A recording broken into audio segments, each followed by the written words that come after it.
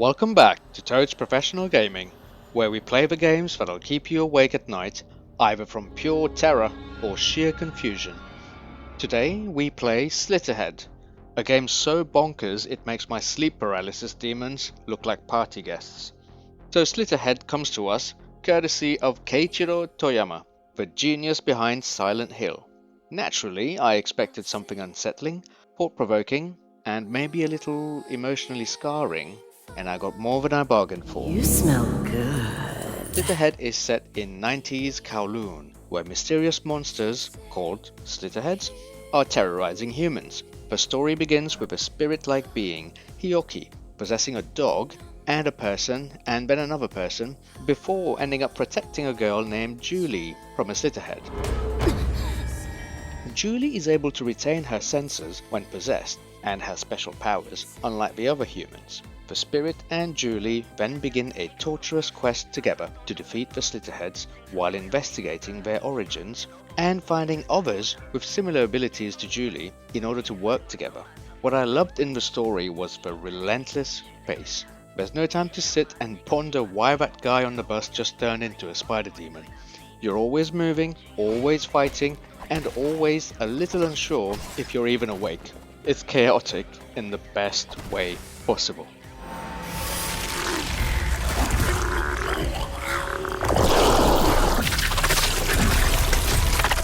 Let's talk combat. It's messy, it's frantic, and it's oddly satisfying. You've got melee attacks and some truly inventive ways to dismember the enemies. There's a rhythm to it, kind of like dancing, but with more screaming and fewer toes by the end. But it's not all blood and guts. The game throws in some stealth mechanics too, because why not? Sneaking past a monster that's pretending to be a toddler's doll? Utterly horrifying. I'm pretty sure I screamed louder than the character when I got caught. That said, the controls aren't exactly what I'd call polished. Aiming/targeting can be a bit clunky, and sometimes the camera seems to have its own agenda. But honestly, when you're mid-fight with a monster that's half centipede, half grandma, a bit of jank feels par for the course.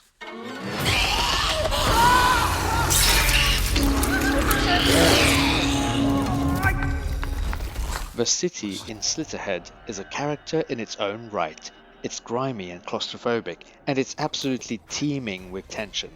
Every alleyway, every flickering street lamp feels like it's hiding something awful, because it is. At any moment, the next innocent-looking passerby might just transform into a nightmarish creature, and that, my friends, is what makes this game so damn unnerving.